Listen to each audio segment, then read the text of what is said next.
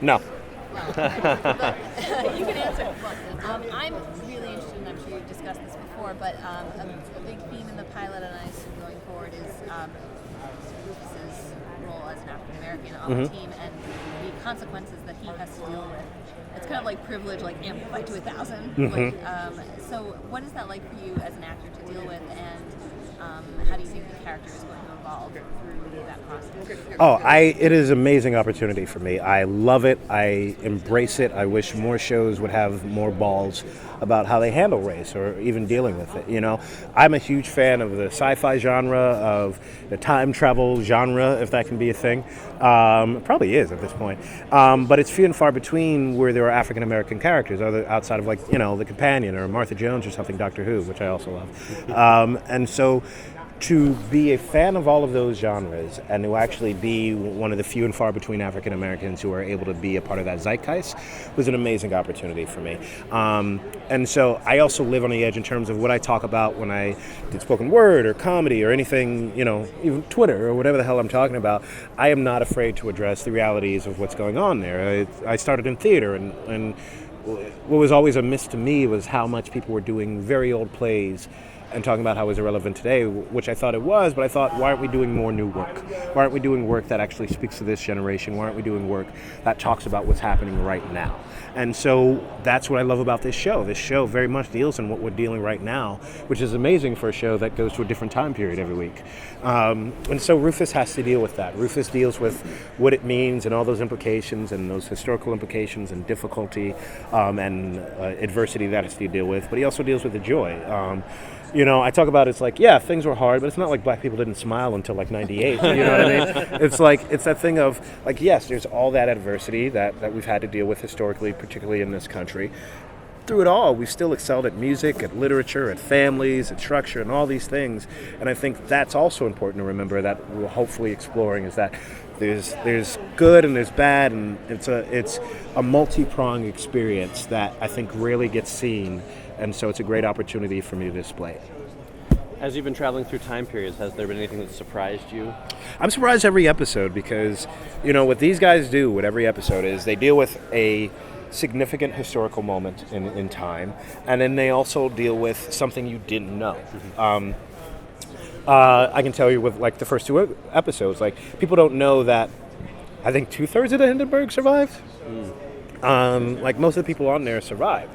Which I think most people probably didn't realize or realize like even why it exploded. The whole thing with the mooring ropes and all of this and not being and being grounded and stuff like that. Same with Lincoln's assassination. That was a bigger conspiracy. There's supposed to be about 3 or 4 people to get killed, and they didn't. And so I learned something every episode, and these guys are really good about like you learn about Lincoln's assassination, but then you learn that 3 or 4 other government officials were supposed to die, and they didn't.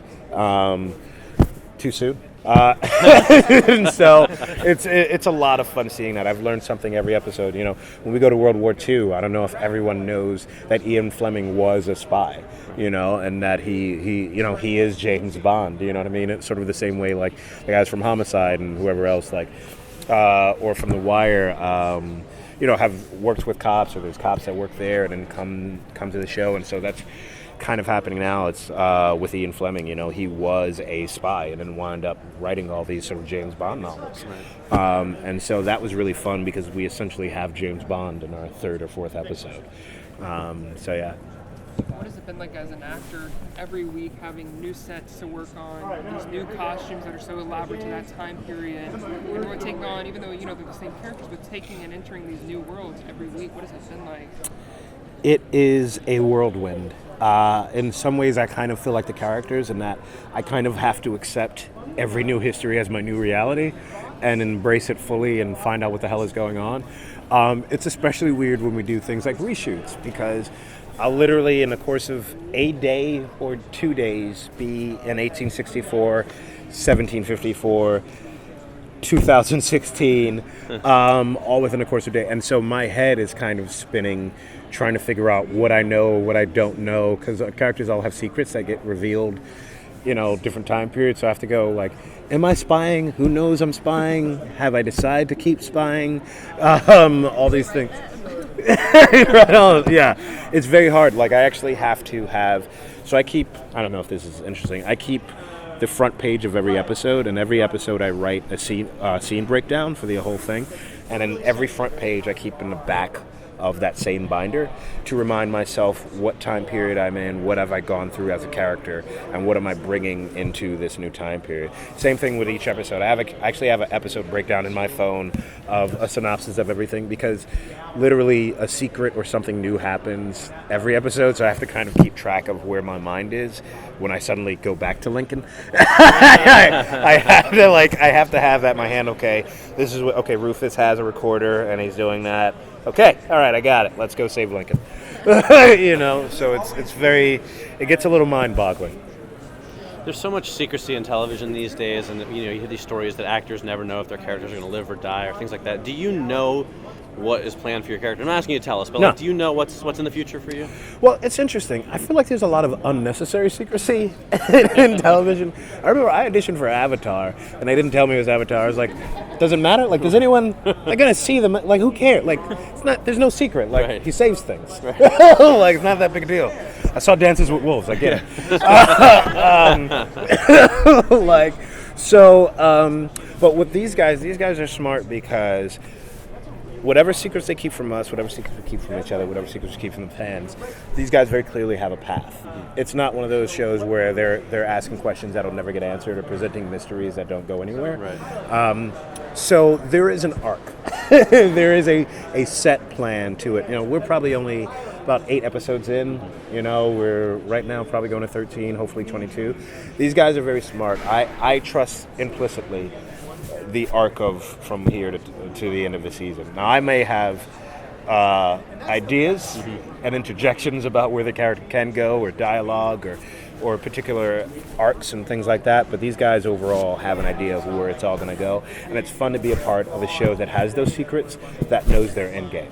So a big theme with Lucy is the changes that she's experiencing in 2016, and there's a funny line of Rufus in the second episode where he bombed on a date, so nothing's different. Yeah. But are we going to see things change? Is 2016 going to start looking even more different? Yes. You need secrets. No, his life has very much changed by going into the past. Here's the thing: their lives are changed, all of them, by going into the past. And sometimes it's the butterfly effect thing of having this or that family member or this person be completely different or relating to you. And sometimes it's something as visceral as, like, he's now gained this confidence from going into the past and coming here. And there's I want to say so much. There's some interplay that happens between the things that they do in the past are never in a bubble. The things that they do always affect the present day, whether it's timeline stuff or whether it's the experiences that they go through emotionally. It's always effective. What do you think fans are going to connect with most about the show? Is it Me the as a characters? That's a good answer. The characters, is it the time travel, the science fiction aspects? Is it all of the above? I think it's all of the above, because we throw everything at you. Like, we throw 3 completely different people at you, you know what I mean? In terms of Lucy and me and Wyatt, these are complete. I think you find yourself in at least one of these people. They're all very human and very flawed. You'll find yourself in one of them. And then outside of that, we're traveling through time and kicking ass with all this sci-fi crap and huge machines and worrying and, all these things. There's huge set pieces. There's this huge historical aspect. There's this swashbuckling aspect, and that someone's getting shot every episode. Right. There's someone is shooting and running. I've already, as the engineer, have been involved in more fights and hostage taking than I ever thought I would. Just as a character, like as an actor going into the show, I never thought that I'd go on the adventures that I'm going on, even with traveling through time. I never thought I'd be doing the things that the character winds up doing. So I think there's something for everyone, because we pack we're like, you like fire? We got fire. You like guns? We got guns. You like time travel? We got time travel. You like the 40s? We got the 40s. Like, we got everything we possibly can. I don't know how else to help out. Right. We got it. You know what I mean? So you guys are going to a lot of really cool points in history. I like this vest. Thank you very much. You're welcome. Is there a specific point in history that you hope that your characters get to go to? I would love to go like the Harlem Renaissance or something like that. Like, which I don't know how that plays on screen, but like seeing like the Billie Holidays and the James Baldwins and things like that, and that's probably more personal of like me wanting to talk to them. But like that's an amazing, I love this sort of big band period. I think that's interesting. I loved going to the Alamo because, I got to be a cowboy essentially. I got to wear really cool outfits and hold a gun and all these sort of things, and so that was very cool for me. Yeah. And you know what? In the '70s, when we go to Nixon, we get a little Black Power happening in that one, so that Rufus isn't always on the outside, and that's kind of a cool little change that I think will be interesting. Yeah. You're a big sci-fi fan. I am. Are there other past sci-fi shows and movies that stick out to you, like Back in the Future, Quantum Leap, Sliders, and were you into any of that? I was watching Sliders the other day. And Sliders is very weird, by the way. Have you seen the second episode of Sliders? I haven't seen it in a long time. The second episode, in the 90s. yeah, it's probably been a while. The second episode, they jump right in. They're like already on a whole other mission. Like they've been going through stuff already. It's like crazy. I was like watching this like 2 weeks ago. Yeah, like I love all of that. Like my ex-girlfriend made me like a Doctor Who cake. I had my face on it. Like I have a TARDIS piggy bank at home. Like so, like I am that guy that like. Yeah. I was, like I said, I was here 2 years ago as a fan, like running through everything, trying to meet everybody and taking pictures. So to like be here on a panel and talking to press is like, it's crazy. It's a dream come true. The kid in me is, he's happy. Awesome. Along those lines, do you have a favorite time machine or time device? The phone booth is a popular time device, right? Yes. Like Bill and Ted, Yeah. Doctor Who. Yeah. A DeLorean is pretty cool. That's pretty cool. I think one of the new guys, they use like a knapsack or something like that.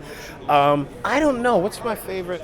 And then you have huge, complex machine that these people have designed and little intricacies. Like if you go there, you see little knobs and things on there.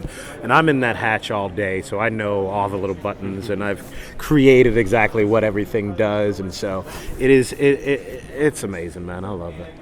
Awesome. I'd love to hear you and Peter Capaldi just talk about it. Like, Who's Peter Capaldi? oh, I'm sorry. I mean the Doctor. Oh, okay, yeah. What are you talking about? I don't know who that is. Thanks, Malcolm. Nice to meet you. Thank you. Thank you.